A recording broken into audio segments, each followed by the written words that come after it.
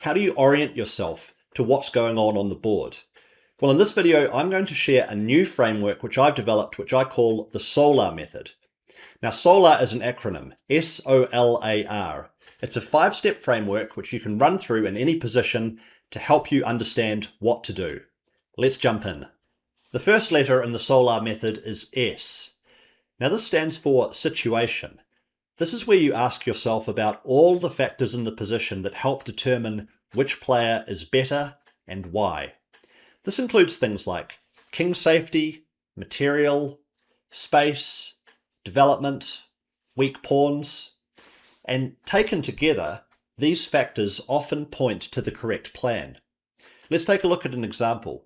This position was drawn from one of my online games, and in this position, my opponent played queen to g4, offering to trade queens. Now, if I'd asked myself about the situation here and which factor in the position is most relevant, I think that I would have come up with the right answer, and that is that white's king is badly exposed. Look at the pawn structure around the white king. The pawn on h3 is by itself. The white g-pawn is just gone. I've got a strong knight on h4. But what I decided to do instead here is something very typical for lower rated players, which is what I was at the time. This game was played a few years ago, earlier in my journey, and I decided to trade queens. Now, this is very materialistic. I was able to win a pawn, sure, but it saw a lot of my advantage disappear. White was worried about their king safety, which is why they offered the queen trade in the first place. If I had instead asked myself what's more important in the position, trying to cause king safety trouble to the exposed white king, or winning a pawn, well then I think I would have found the right move, which is queen to h6. Now, this is a retreating move, which is usually not the best, but sometimes to keep the long-term pressure, you need to make a short-term retreat. And this actually introduces quite a lot of threats in the position. For example, there's f5 as one threat, and if the knight were to leave so as to remove the threat of the fork, well then there's rook to g5, which simply wins the queen due to the skewer. We'll take a look at another example now, where it's similar but not the same, okay? Now, in this case, white is again facing an opponent with worse king safety. I think we can agree that black's king is more exposed than the white king. But there's an additional factor in this position, and that is that white has an extra bishop. Count the material, both sides have got a queen each, 2 rooks each, but in addition, white has got this dark squared bishop. So in this position, it can be actually correct to trade queens, simplifying the position when ahead in material. So understanding this, understanding the situation, is crucial to coming up with the right plan. Before we move on, if you're not already subscribed to the channel, go ahead, click the subscribe button. I've got a lot of great instructive chess content in the pipeline, and you don't want to miss it, trust me. Now, on to the second stage of the SOLAR framework. That is O. O stands for opponent's last move. This is also very helpful in understanding what has just changed about the position. So, to illustrate this, we've got a position from one of my students' games. Now, my student is playing black here, and white played knight to c5. Now, when your opponent makes any move, you should look at two things. You should look at the new squares, which are under threat, thanks to the movement which just took place. And number two, you should look at the squares left behind, the squares that the piece which moved was defending or influencing, which are not being defended or influenced anymore.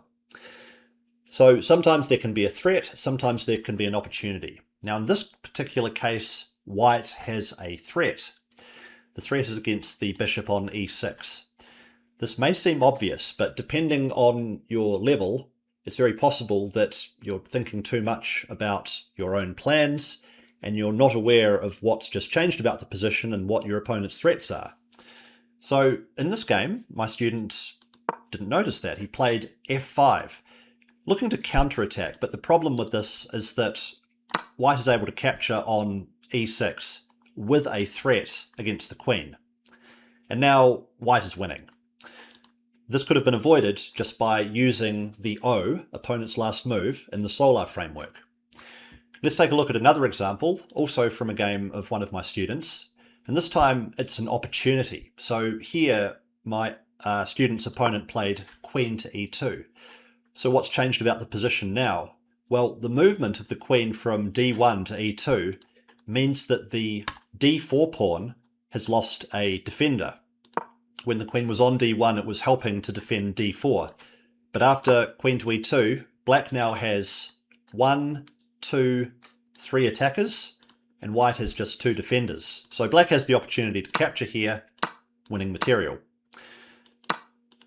And black is winning. Again, you can find such an opportunity more easily by asking what the opponent's move has just changed about the position. So make sure to do this every time it's your turn. Now, the Solar method is one of several frameworks that I've come up with for my students inside the Road to 2000 Chess Improvement Program. If you're looking to improve your own results in chess, and you're enjoying my teaching style and you'd like to explore working together, then click the link in the description below.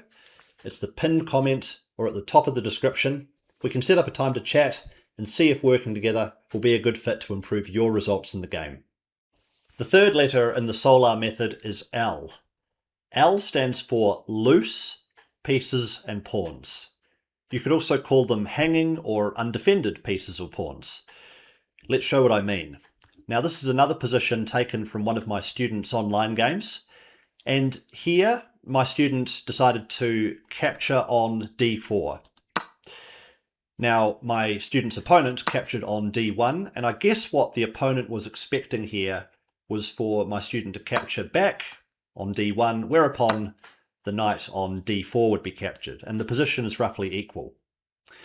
But instead, in this position, my student had the opportunity to use this part of the Solar method and ask about which pieces of black's were not defended in this position.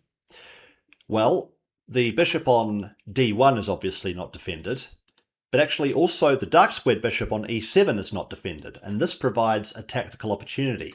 How? Well, my student can get the knight on d4, which is under attack, out of danger with a threat. Knight to f5. Now this attacks the dark squared bishop, and remember the light squared bishop is also under threat, and it turns out that black can't save both of them. If the light squared bishop moves to safety, then the dark squared bishop is lost, and vice versa. If the dark squared bishop moves away, then the light squared bishop is lost. And unlike in that other line, there's no pawn takes knight, because the knight was able to move to safety with a threat.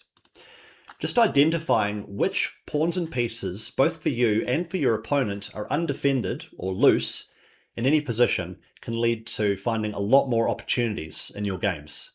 The fourth letter in the Solar method is A. Now this stands for alignments, and it refers to cases where pieces are lined up against each other, either on diagonals or on ranks or on files. This is a great way to spot more tactical opportunities, just having awareness of where the alignments are in any position. Take this position, for example, played by one of my students who was playing white here. Now a very important alignment in this position is white's light squared bishop's alignment with the black king. And this provides white with a tactical opportunity in the form of queen takes e6 check. The point being that the pawn cannot take the white queen thanks to the pin. This is possible due to the alignment, so just an awareness of which pieces are lined up against each other can help you see more. Let's take a look at another example. This time from a game which I actually played against one of my students in a training game. I'm playing black here, and I played the move rook to c8. Now what this does is it creates an alignment between the black rook and the white queen. It may seem as though it's not so relevant in the position yet, but having a sense of danger is very important in chess. And anytime you see a rook on the same file as your queen, it's time to get the alarm bells ringing. Now in this position, my student missed this possibility and played knight to e5, and this allowed me a tactic via knight takes d4. The point being that thanks to this alignment with the rook against the white queen, white is unable to take back with the pawn, and I was just able to win a pawn in that situation. Now, it's possible to spot that tactic from my point of view, and also to be aware of the danger of a potential tactic from White's point of view by noticing the alignments. So add this to the checklist, and I think you'll find that it'll help you find more tactical opportunities and also avoid offering tactical opportunities to your opponents. The fifth and final stage of the Solar method is R. Now this stands for reply, as in the opponent's reply. We do this final step to put ourselves in our opponent's shoes and ask, if I make the move that I'm considering making, then what is the opponent's most obvious reply to that? This is not so much about seeing 3 or 4 moves into the future or positional considerations. It's just to make sure that we're not overlooking something super obvious. And how many times has that happened to all of us, right? Where we would be saved if we'd just taken a little more time to ask ourselves, if I do this, then what is my opponent going to do in reply? Mentally flip the board. Now, a couple of examples of this in action. We've got White with a strong advantage here, actually up the exchange, 2 rooks versus a rook and a minor piece, with both sides also having knights. But this rook on e2 is under attack, so White's got to do something about that. But it was the move that White played which could have been prevented by just taking this last extra step. So White played rook to c2. Now this move makes sense on principle because it looks to attack the piece which was formerly attacking the rook. But unfortunately, it misses the opponent's most obvious reply, which is obviously bishop takes rook, and now black is winning. Don't laugh. I'm sure this has happened to you at some point in your chess career. And it's not nice when it happens, which is why I add it to the framework as an important step to do. You can never be too careful in chess, so ask yourself what the opponent's most obvious reply could be. Let's take a look at another example. This time, with black to move, black played a move to try and recapture material. Okay, so White has gone ahead and taken a pawn, and black wants to win that pawn back. Bishop takes c5, and of course if the bishop takes back, then the queen stands ready to recapture. But it does overlook another move that White has here, which is b4. We could actually use the forcing moves framework here in tandem with the Solar method, just to ask of all the forcing moves for the opponent in the position.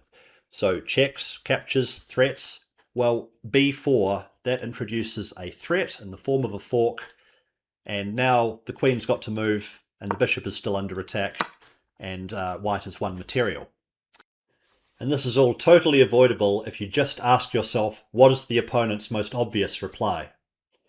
Now let's look at all 5 factors of the Solar method together. S is for situation.